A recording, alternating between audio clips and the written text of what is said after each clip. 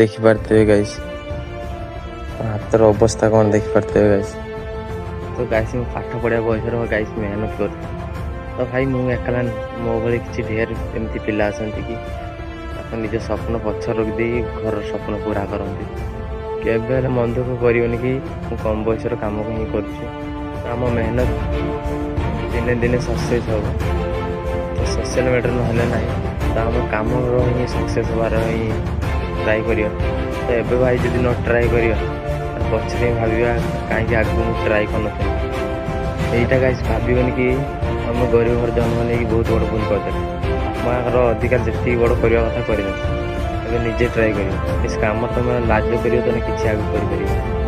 ତ ଗାଇସ୍ ଏବେ ମୁଁ ବି ନୂଆ ନୂଆ ଭିଡ଼ିଓ ବନଉଛି, ମୋତେ କେତେ ହସିବି ତ ମୁଁ ବି ଜାଣିଛି। ତାଙ୍କ ହସର ଏଇ ତୁମେ କେବଳ ଚେଞ୍ଜ ହେବ ଭାଇ, ସେଇଟା ତ ସେମାନେ କରିପାରିବେନି ଯେଉଁଟା ଆମେ କରୁ।